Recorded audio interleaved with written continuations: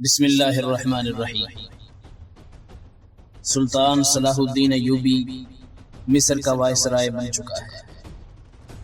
ادب کی دنیا کے عزیز سبسکرائبرز اور ویورز، السلام علیکم۔ آئیے چلتے ہیں آج کی کہانی کی طرف۔ مصر میں سلطان صلاح الدین ایوبی کا استقبال جن زعماء نے کیا، ان میں ناجی نام کا ایک سالار خصوصی اہمیت کا حامل تھا۔ صلاح الدین ایوبی نے سب کو سر سے پاؤں تک دیکھا۔ اس کے ہونٹوں پر مسکراہٹ اور زبان پر پیار اور محبت کی چاشنی تھی۔ بعض پرانے افسروں نے اسے ایسی نگاہوں سے دیکھا جن میں طنز تھی اور تمسخر بھی تھا۔ وہ سلطان صلاح الدین ایوبی کے صرف نام سے واقف تھے یا اس کے متعلق یہ جانتے تھے کہ وہ حکمران خاندان کا فرد اور اپنے چچا کا جانشین ہے۔ وہ یہ بھی جانتے تھے کہ نور الدین زنگی کے ساتھ اس کا کیا رشتہ ہے۔ ان کی نگاہوں میں سلطان صلاح الدین ایوبی کی اہمیت بس اس کے خاندان کی بدولت تھی، یا اس وجہ سے انہوں نے اسے اہمیت دی کہ وہ مصر کا فوجی وائسرائے بن کے آیا تھا۔ اس کے سوا انہوں نے سلطان صلاح الدین ایوبی کو کوئی وقت نہ دی۔ ایک بوڑھے افسر نے اپنے ساتھ کھڑے افسر کے کان میں کہا، بچہ ہے، ہم اسے پال لیں گے۔ مورخ اور اس وقت کے وقائع نگار یہ نہیں بتا سکتے کہ سلطان صلاح الدین ایوبی نے ان لوگوں کی نظریں بھانپ لی تھیں یا نہیں۔ وہ استقبال کرنے والے اس ہجوم میں بچہ لگ رہا تھا۔ البتہ جب وہ ناجی کے سامنے مصافحہ کرنے کے لیے رکا تو صلاح الدین ایوبی کے چہرے پر تبدیلی سی آ گئی۔ وہ ناجی سے ہاتھ ملانا چاہتا تھا، لیکن ناجی جو اس کے باپ کی عمر کا تھا سب سے پہلے درباری خوشامدیوں کی طرح جھکا، پھر ایوبی سے بغل گیر ہوا۔ اس نے ایوبی کی پیشانی چوم کر کہا، میرے خون کا آخری قطرہ بھی تمہاری جان کی حفاظت کے لیے بہے گا۔ تم میرے پاس زنگی اور شرکوہ کی امانت ہو۔ میری جان عظمت اسلام سے زیادہ قیمتی نہیں۔ سلطان صلاح الدین ایوبی نے ناجی کا ہاتھ چوم کر کہا، محترم، اپنے خون کا ایک ایک قطرہ سنبھال کر رکھیے، صلیبی سیاہ گھٹاؤں کی مانند چھا رہے ہیں۔ ناجی جواب میں صرف مسکرایا، جیسے سلطان صلاح الدین ایوبی نے کوئی لطیفہ سنایا ہو۔ صلاح الدین ایوبی اس تجربہ کار سالار کی مسکراہٹ کو غالباً نہیں سمجھ سکا۔ ناجی فاطمی خلافت کا پروردہ سالار تھا۔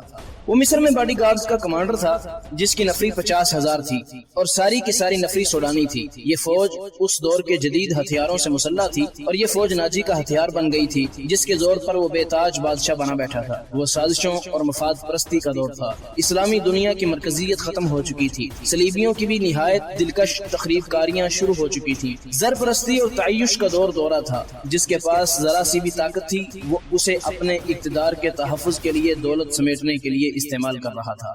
سوڈانی باڈی گارڈز فوج کا کمانڈر ناجی مصر میں حکمرانوں اور دیگر سربراہوں کے لیے دہشت بنا ہوا تھا۔ خدا نے اسے سازش ساز دماغ دیا تھا۔ اسے اس دور کا بادشاہ ساز کہا جاتا تھا۔ بنانے اور بگاڑنے کی خصوصی مہارت رکھتا تھا۔ اس نے سلطان صلاح الدین ایوبی کو دیکھا تو اس کے چہرے پر بالکل اسی طرح مسکراہٹ آ گئی جس طرح کمزور سی بھیڑ کو دیکھ کر بھیڑیے کے دانت نکل آتے ہیں۔ ایوبی اس زہر خند کو نہ سمجھ سکا۔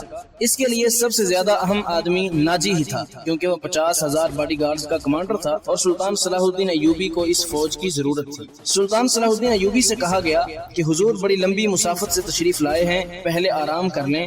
تو اس نے کہا، میرے سر پر جو دستار رکھی گئی ہے میں اس کا اہل نہ تھا۔ اس دستار نے میرا آرام اور میری نیند ختم کر دی ہے۔ کیا آپ حضرات مجھے اس چھت کے نیچے نہیں لے چلیں گے جہاں میرے فرائض میرا انتظار کر رہے ہیں؟ کیا حضور کام سے پہلے طعام پسند نہ فرمائیں گے؟ اس کے نائب نے پوچھا۔ سلطان صلاح الدین نے کچھ سوچا اور اس کے ساتھ چل پڑا۔ لمبے تڑنگے قوی ہیکل باڈی گارڈز اس عمارت کے سامنے دو رویہ کھڑے تھے جس میں کھانے کا انتظام کیا گیا تھا۔ ایوبی نے ان گارڈز کے قد بت اور ہتھیار دیکھے تو اس کے چہرے پر رونق آ گئی، مگر یہ رونق دروازے میں قدم رکھتے ہی غائب ہو گئی۔ وہاں 4 نوجوان لڑکیاں جن کے جسموں میں زہد شکن لچک اور شانوں پر بکھرے ہوئے ریشمی بالوں میں قدرت کا حسن سمویا ہوا تھا، ہاتھوں میں پھولوں کی پتیوں سے بھری ہوئی خوشنما ٹوکریاں اٹھائے کھڑی تھی۔ انہوں نے صلاح الدین ایوبی کے رستے میں پتیاں بکھیرنی شروع کر دیں اور اس کے ساتھ دف کی تال پر طوس و رباب اور شہنائیوں کا مسحور کن نغمہ ابھرا۔ ایوبی نے رستے میں پھولوں کی پتیاں دیکھ کر قدم پیچھے کر لیا۔ ناجی اور اس کا نائب اس کے دائیں بائیں تھے۔ وہ دونوں جھک گئے اور اسے آگے چلنے کی دعوت دی۔ یہ وہ انداز تھا جسے مغل بادشاہوں نے ہندوستان میں رائج کیا تھا۔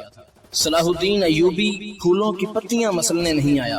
ایوبی نے ایسی مسکراہٹ سے کہا جو ان لوگوں نے پہلے کبھی نہیں سنی تھی، ہم حضور کے رستے میں آسمان سے تارے بھی نوچ کر بچھا سکتے ہیں۔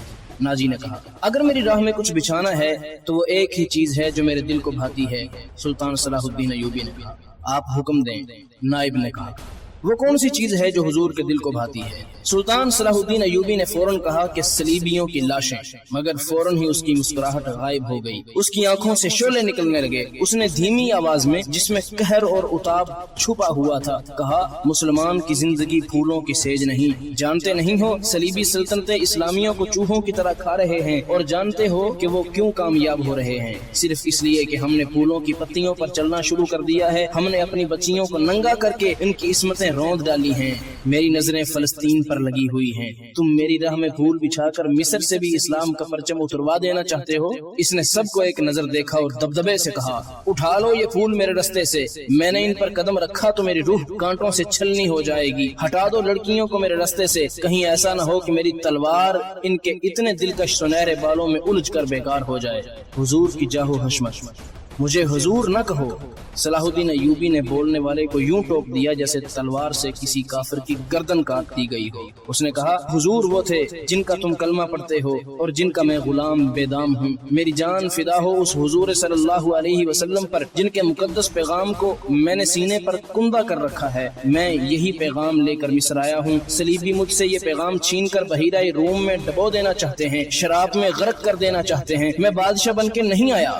لڑکیاں کسی کے اشارے پر پھولوں کی پتیاں سمیٹ کر وہاں سے ہٹ گئی تھی۔ صلاح الدین ایوبی تیزی سے دروازے کے اندر چلا گیا۔ ایک وسیع کمرہ تھا، اس میں ایک لمبی میز رکھی ہوئی تھی جس پر رنگا رنگ پھول بکھرے ہوئے تھے، اور ان کے درمیان روسٹ کیے ہوئے بکروں کے بڑے بڑے ٹکڑے، سالم مرغ اور جانے کیسے کیسے کھانے سجے ہوئے تھے۔ صلاح الدین ایوبی رک گیا اور اپنے نائب سے پوچھا، کیا مصر کا ہر ایک باشندہ اسی قسم کا کھانا کھاتا ہے؟ نہیں حضور، نائب نے جواب دیا، غریب لوگ تو ایسے کھانے خواب میں بھی نہیں دیکھ سکتے۔ صلاح الدین ایوبی نے پوچھا کہ تم سب کس قوم کے فرد ہو؟ کیا ان لوگوں کی قوم الگ ہے جو ایسے کھانوں کے خواب بھی نہیں دیکھ سکتے؟ کسی طرف سے کوئی جواب نہ پا کر اس نے کہا، اس جگہ جس قدر ملازم ہیں اور یہاں جتنے سپاہی ڈیوٹی پر ہیں، ان سب کو اندر بلاؤ، یہ کھانا انہیں کھلا دو۔ اس نے ایک روٹی اٹھائی، اس پر 2-3 بوٹیاں رکھی اور کھڑے کھڑے کھانے لگا۔ نہایت تیزی سے پوری روٹی کھا کر پانی پیا اور باڈی گارڈز کے کمانڈر ناجی کو ساتھ لے کر اس کمرے میں چلا گیا جو وائسرائے کا دفتر تھا۔ 2 گھنٹے بعد ناجی باہر نکلا، دوڑ کر اپنے گھوڑے پر سوار ہوا، ایڑ لگائی اور نظروں سے اوجھل ہو گیا۔ رات ناجی کے خاص کمرے میں اس کے 2 کمانڈر جو اس کے معتمد اور ہمراز تھے اس کے پاس بیٹھے شراب پی رہے تھے۔ ناجی نے کہا، جوانی کا جوش ہے، تھوڑے دنوں میں ٹھنڈا کر دوں گا۔ کم وقت جو بھی بات کرتا ہے کہتا ہے، رب کعبہ کی قسم صلیبیوں کو سلطنت اسلامیہ سے باہر نکال کر دم لوں گا۔ صلاح الدین ایوبی، ایک کمانڈر نے تنزیہ کہا، اتنا بھی نہیں جانتا کہ سلطنت اسلامیہ کا دم نکل چکا ہے، اب سوڈانی حکومت کریں گے۔ کیا آپ نے اسے بتایا نہیں کہ یہ 50,000 کا لشکر سوڈانی ہے؟ دوسرے کمانڈر نے ناجی سے پوچھا، اور یہ لشکر جسے وہ اپنی فوج سمجھتا ہے صلیبیوں کے خلاف نہیں لڑے گا۔ تمہارا دماغ ٹھکانے ہے عروش؟ ناجی نے کہا، میں اسے یہ یقین دلا کے آیا ہوں کہ یہ 50,000 سوڈانی شیر اس کے اشارے پر صلیبیوں کے پرخچے اڑا دیں گے، لیکن ناجی چپ ہو کر سوچ میں پڑ گیا۔ لیکن کیا؟ اس نے مجھے حکم دیا کہ مصر کے باشندوں کی ایک فوج تیار کرو۔ ناجی نے کہا، اس نے کہا ہے کہ ایک ہی ملک کی فوج مناسب نہیں ہوتی، وہ مصر کے لوگوں کو بھرتی کر کے ہماری فوج میں شامل کرنا چاہتا ہے۔ تو آپ نے کیا جواب دیا؟ ناجی نے کہا، میں نے کہا کہ آپ کے حکم کی تعمیل ہوگی، مگر میں ایسے حکم کی تعمیل نہیں کروں گا۔ عروش نے پوچھا، مزاج کیسا ہے؟ ناجی نے جواب دیا، ضد کا پکا معلوم ہوتا ہے۔ عروش نے کہا، آپ کی دانش اور تجربے کے سامنے تو وہ کچھ بھی نہیں لگتا۔ دوسرے کمانڈر نے کہا، نیا نیا امیر مصر بن کے آیا ہے، کچھ روزی نشہ ہے، پھر اتر جائے گا۔ ناجی نے کہا، میں یہ نشہ اترنے نہیں دوں گا، اسے اسی نشے میں بدمست کر کے ماروں گا۔